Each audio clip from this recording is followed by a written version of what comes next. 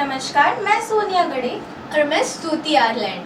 केसरी उजाला news की ओर से आप सभी को होली की हार्दिक शुभकामनाएं। होली है रंगों का त्योहार, वो लाते हैं बस खुशियों की सौगात। हाथ से हाथ मिलाते चलो, होली है होली, रंग लगाते चलो। जैसे कि आप सभी को पता है, होली का त्योहार रंगों की बहार को लेकर आता है। पर क्या आपको पता है हम होली क्यों मनाते हैं? होली हमारे भारत देश का एक लोकप्रिय त्योहार है। यह त्योहार हर साल फाल्गुन महीने के पूर्णिमा को मनाया जाता है। होली का नाम सुनते ही मन में खुशी और उल्लास की भावना उत्पन्न हो जाती है। होली रंगों का त्योहार है जिसमें बच्चों से लेकर बूढ़े व्यक्ति तक शामिल होकर धूमधाम से इस दिन को सबके साथ मिलकर खुशियों से मनाते हैं। इसलिए इस त्योहार को सब खुशियों का त्योहार भी कहते हैं। हमारे भारत देश जैसा पूरे विश्व में दूसरा और कोई भी देश नहीं, जहां लोग एक साथ मिलकर बिना किसी भेदभाव के भाईचारे के साथ सारे त्योहारों का लुत्फ उठाते हैं। इसी तरह होली भी एक ऐसा त्योहार है जिसमें सभी अपने गीले शिकवे भुलाकर इस त्योहार को बड़ी ही धूमधाम से मनाते हैं। तो आइए जानते हैं होली किस उपलक्ष्य में मनाई जाती है। हिरण्यकश्यप प्राचीन भारत का एक राजा था जो कि राक्षस की तरह था। वह अपने छोटे भाई की मौत का बदला लेना चाहता था जिसे भगवान विष्णु ने मारा था। इसीलिए अपने आप को शक्तिशाली बनाने के लिए उसने सालों तक प्रार्थना की।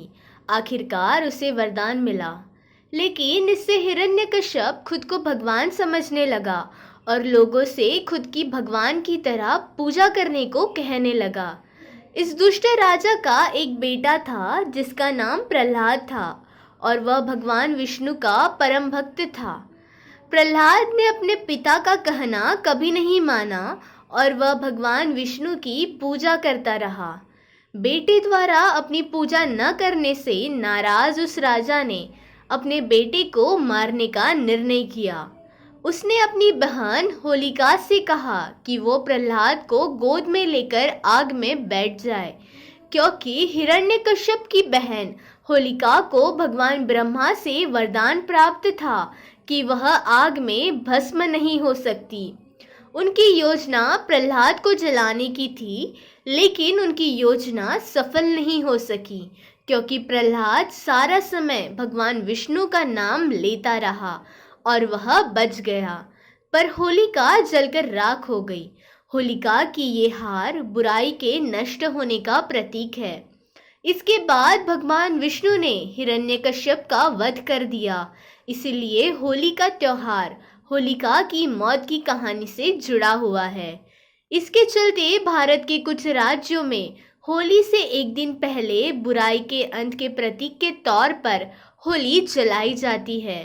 हिरण्यकश्यप के मरने से पहले ही होलिका के रूप में बुराई जल गई और अच्छाई के रूप में भक्त प्रहलाद बच गए।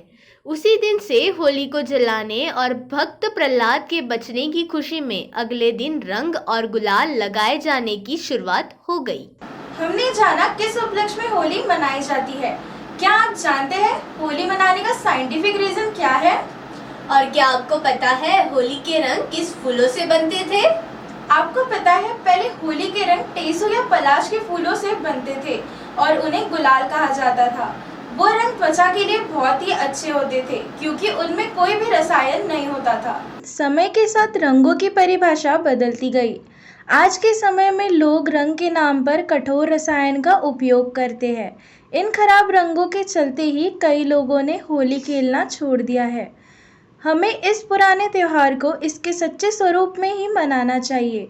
होली के दिन ऑर्गेनिक और नेचुरल रंगों का इस्तेमाल कर हमें होली के इस त्योहार को मनाना चाहिए। वैज्ञानिकों के अनुसार भारत में इस समय मौसम में बदलाव होता है। बदलते मौसम में ठंड की अंत और गर्मी की शुरुआत होती है। ऐसे में लोग थक जाते हैं, आलस और सुस्ती महसूस करते हैं।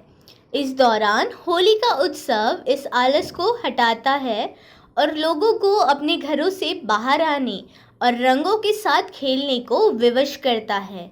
साथ ही गुलाल ये गर्मी में ठंडी का एहसास दिलाता है और पानी से खेलना तो हम सभी को पसंद होता है। तो आज हमने जाना कि होली के त्योहार का क्या महत्व है और होली क्यों मनाई जाती है और वैज्ञानिकों का क्या कहना है होली के इस त्योहार के बारे में।